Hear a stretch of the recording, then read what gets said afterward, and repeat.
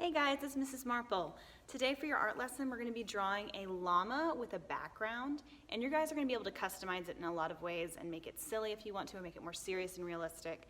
I know you guys need more options than the little kids. They are drawing a llama with you guys, so if you have younger siblings, they're doing a simplified version of this lesson so that you guys can kind of help each other out if you need to, okay?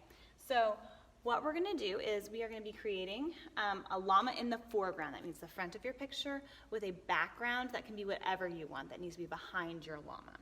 So when you have your paper, whatever size or whatever style of paper you have is fine. Just make sure it's vertical because our llama is really tall. It's got a long, long neck. And what I want you to do is decide which side you want the head to be on. I'm just going to do the left-hand side just like my example over here. And what I want you to do first is draw your little face. So depending on what kind of eye you want, these are closed. You can have your eye open. He can be wearing sunglasses, but we're viewing him in profile, which means the side of his face and not the front of his face. So you need to be thinking about where you want your llama to be facing. If you want to draw him facing forward, you're fine to do that. I am only going to be showing a profile view. So I'm going to do maybe an eye open on this one, maybe a little cute cartoony eye with some eyelashes. And that is the way I'm going to start, just so I can know where my placement is. Let's see if I get this going here. There we go. And then after the eye, I'm going to draw where my nose is. So I'm going to come down from the eye into a curved line. Okay, and I'm going to bring it back just a little bit. Then I'm going to come up here and I'm going to draw the ears. So I'm going to draw one ear like that. It looks a little bit like a bunny right now, I'm sorry. They just have these big fun ears that really do look like bunny ears. Okay. Then we're going to come up and let's go ahead and do the nose. You can do it a couple different ways. You can do it with a nostril, like my example, or you can just do a little line at the front. Now at the bottom here, I'm going to draw the bottom lip and bring it out. And then we're going to start working on the neck. So this is the face. And like I said, you guys can change the way your face looks if you want to. You can look at those examples, the pictures that I'm providing in your seesaw lesson. I'm going to come around the back and I'm going to draw my neck. And it's kind of long, so I'm going to keep going. And I'm going to draw the front of my neck. I don't want it to be like a toothpick neck. I want it to be more realistic than super silly with a tiny, tiny little neck. And then I'm going to come around the back, horizontal line, and down for the tail. Now some of the tails go up, but he just has a little tail at the back. And we can see it's starting to narrow here. It's not going to go straight down. And then we got to do the legs.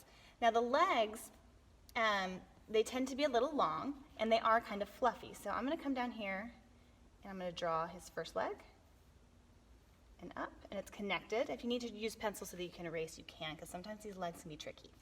And then I'm going to bring his stomach over, do his back leg, down, and up. And so now I have my two legs, and I want it to look like he has four legs. So I'm just going to slightly make the back legs shorter. So I'm just going to echo this line here, but I'm going to stop it short and draw over. Same thing back here. I'm going to keep the same shape, just shorter. Okay, so we have a pretty good shape of our llama going here. And now is the fun part where you get to add different things. Llamas can be highly decorated. They can have lots of different blankets and decorative tassels and bells and pom-poms. They have all sorts of stuff on them. But this is your llama. So if you don't want it to be a traditional Peruvian llama like over here, feel free to put him in basketball gear or a tutu with ballerina shoes. It is completely up to you. I'm going to do a traditional llama for you guys. And so what I'm going to do is I'm going to put some blankets on his back. You can see that I used a curved line here, but I think I want to use a square on the back of my llama over here. So I'm just going to draw a rectangular shape here to start with, and then I'm going to make some patterns on this blanket. Some zigzags, some polka dots, whatever you want. You can put some shapes in there. Put a heart on this one with a couple layers. There we go. And then on his little face, if you would like to put a harness that comes across like this, and just double that, and then bring it back. Llamas sometimes can have these really funny haircuts, so feel free to add some texture to your llama so he looks fuzzy. And llamas come in straight and curly, so it is completely up to you if you want to have curly hair on your llama or shaggy straight hair. I'm going to add some extra areas for tassels or pom-poms on my neck, so they're almost like necklaces where you can put shapes on those. Like I said, you can do any kind of shape you want. I'm going to add some extra texture like fur, just some curved lines. You could make his little toes, but if he's wearing shoes, you're not going to see those, right? All right, I'm pretty happy with my llama by itself, but what I really want you guys to do is stack some things on its back. So these can be things that you are interested in. You can put a basketball back there. You can put your laptop or your Switch on there. There's a lot of funny things you can put on there, but I think I am going to add, I think I'm going to put a cactus, and I think I'll put some art supplies.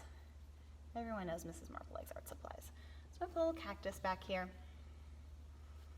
You could put teacups or Mountain Dew, tacos, whatever you want to put on your llama's back, just something to keep it fun.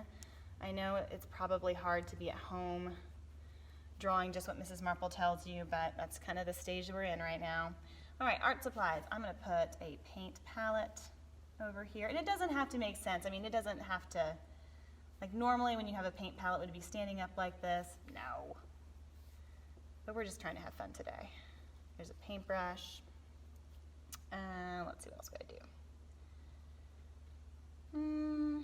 I could put maybe a canvas or something. I do paint on canvases every once in a while. It's not my favorite thing to do. There we go. Okay, I like the way that looks. Now, after you have your llama and your stuff on its back, if you want to do just like something traditional on the back, like packages, you could do that. If you're like, I don't really want to draw basketballs and soccer and stuff like that up there. Just put something on its back to kind of help take up some space. And then we're going to do a really quick background. You can make your llama floating through outer space. Don't get me wrong. You do not have to do mountains like I'm going to do. I'm just showing you the super, super simple way to make this picture look a little bit more finished. So I'm going to add a horizon line back here. And I need to make sure that it's behind its back leg so it doesn't look like it's jumping off the ground. Unless that's the picture that you want to have. Maybe he's got a rocket pack on. I don't know. So I'm going to come through here with a horizontal line. It doesn't need to be straight. I actually don't want it to be perfectly straight. I want it to look like dirt. And then I'm going to add a mountain range back here. And that's just going to be with a very unpredictable ziggy-zaggy line. And I'm going to do a row of mountains. So you can see that they go back further.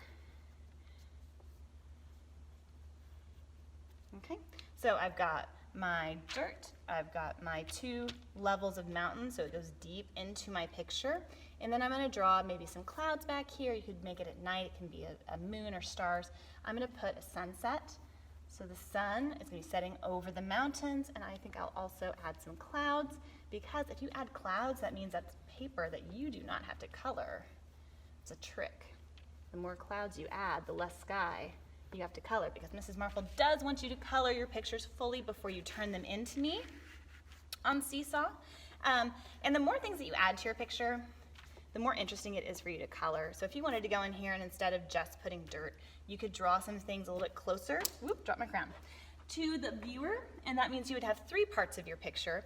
So if I drew some grass, maybe, I don't know, a flower here, this flower is now in the foreground. And my llama is where? In the middle ground. So I have a foreground, middle ground, background. So now my picture is more complex, more interesting for viewers to look at, and more interesting for me to color. So I hope you guys enjoy this activity. Remember, you can do a cartoon version, you can do a more realistic version. It is up to you. When it comes to coloring, if you have a small piece of paper with lots of details, I highly recommend things like crayons that are pretty sharp. Colored pencils would be good. If you have a large piece of paper, painting is a nice way to do that, or using crayons or markers. So I can't wait to see them. Take your time. I would rather you guys turn it in a little bit later if you did a great, great job, okay? See you guys next time.